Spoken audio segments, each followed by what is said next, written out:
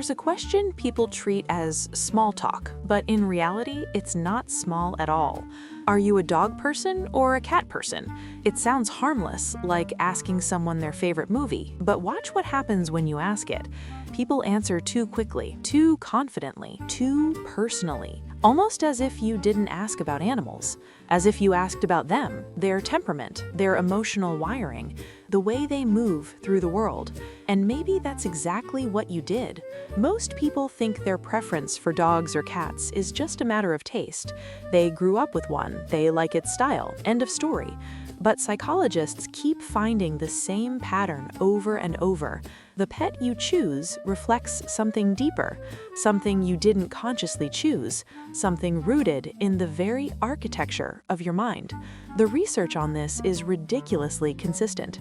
Thousands of people tested across different studies, and the same results keep repeating. Dog people and cat people don't just choose different animals, they live in different psychological climates.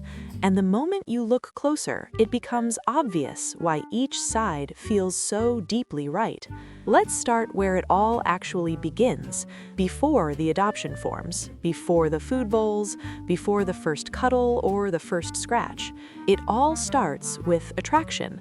Not romantic attraction, but psychological attraction. That pull we feel toward things that match our internal rhythm. You don't just walk into a shelter, look at both species, and then flip a coin. Your mind is drawn to the creature that seems to be a reflection of your nervous system, the one whose pace feels like a home you already know how to live in. People who choose dogs are usually drawn to clarity, directness, and predictability, a creature that gives you a full emotional download without making you guess. A dog tells you everything with its body. Excitement, worry, boredom, devotion, nothing is hidden, nothing is withheld.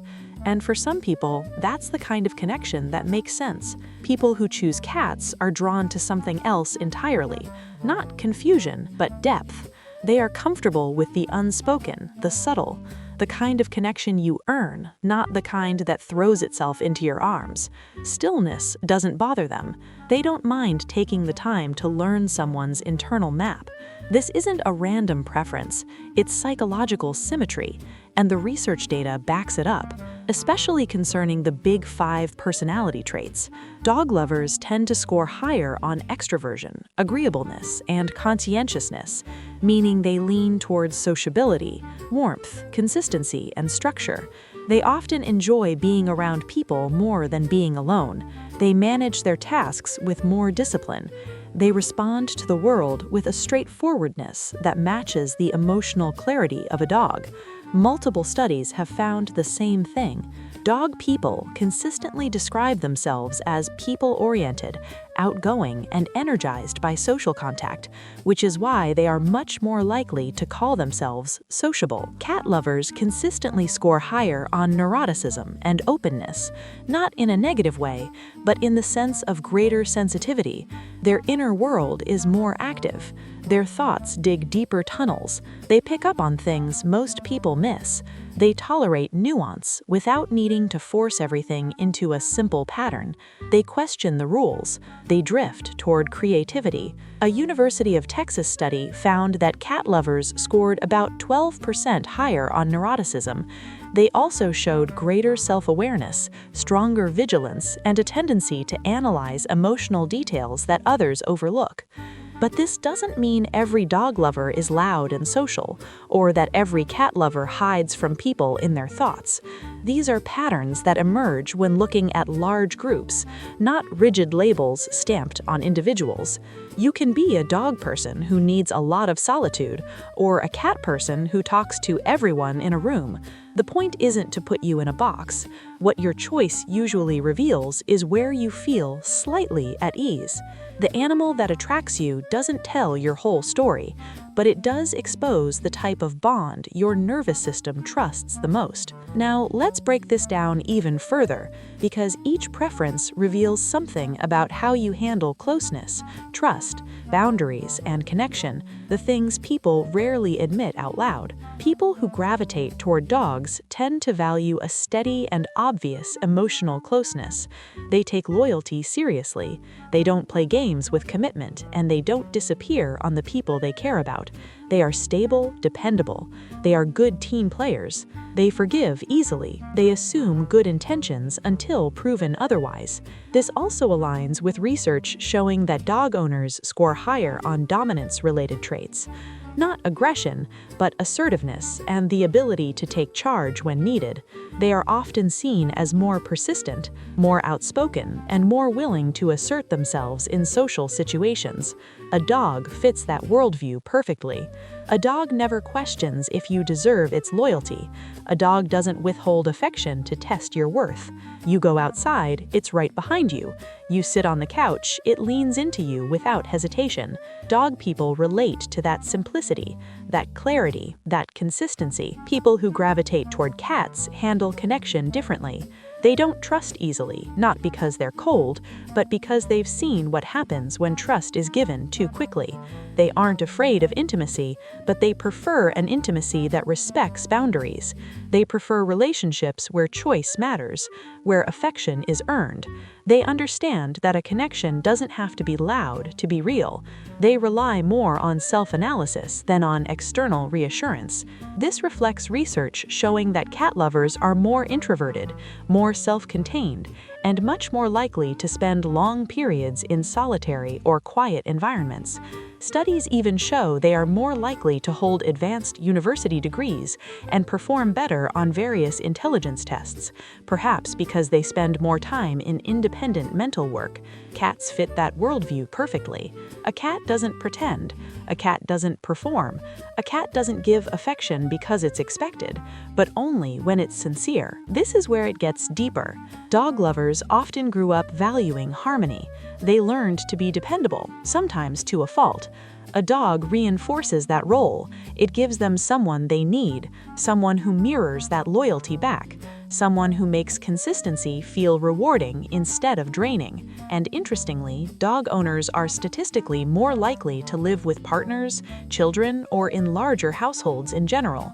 Their lifestyle naturally leans toward sharing and shared responsibility. Cat lovers often grew up relying on themselves, maybe because others disappointed them, maybe because they learned early on that emotions aren't always handled well in other people's hands. Maybe because they were the observers in their environment, not the center. Cats give them something they rarely get from humans: connection without intrusion, a relationship where both can exist without collapsing into each other, a bond that doesn't demand constant explanation or constant emotional labor. Studies show that cat owners are a third more likely to live alone, especially single women, which reinforces the pattern of valuing independence and emotional space. Cat lovers question systems. They drift toward ideas that don't fit into the usual boxes. It's not surprising that a preference for cats correlates with a higher likelihood of non-traditional beliefs. Cat people aren't afraid to stand outside the group think.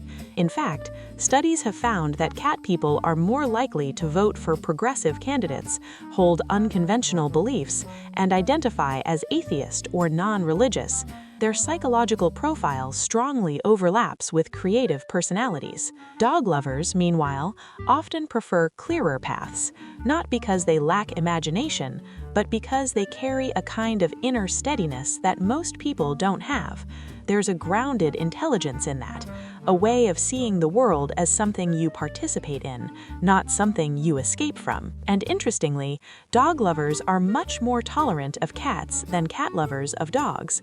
About 70% of dog lovers say they would gladly welcome a cat into their home, while the majority of cat lovers say they would reject a puppy. This tolerance reflects the social openness found in dog lovers across studies. Now, here's the part most people never think about. Your preference doesn't doesn't just reveal your psychology, it shapes it. Dog people often become more structured because their dog pulls them into a routine. Morning walks, feeding schedules, daily training. They begin to live by stability, even if they didn't before. The dog doesn't just mirror their personality, it reinforces it. This may be partly why dog owners report better cardiovascular health and longer life expectancies. The physical activity and structured routine create measurable physiological benefits. Cat lovers often become more introspective because their cat rewards subtlety. You learn to read tiny signals, the slow blink, the careful approach, the silent request for closeness. Living with a cat requires intuition, not instruction. It strengthens the part of you that notices what others miss. Cat owners often show higher sensitivity to micro-expressions and emotional cues according to several behavioral studies, likely because cats communicate in more nuanced ways than dogs. Both animals train the human, and none of this makes one group better. It just makes them different. One group thrives through openness. The other thrives through observation. One group builds connection through presence. The other builds connection through depth. But if you really want to understand yourself, truly understand yourself, don't just look at the animal you chose. Look at the version of you that this animal brings out. If you're a dog person, ask yourself, do you constantly manage other people's well-being because it feels like your job? Do you like knowing where you stand with someone instead of guessing? Do you prefer predictable environments because unpredictability exhausted you at some point in your life?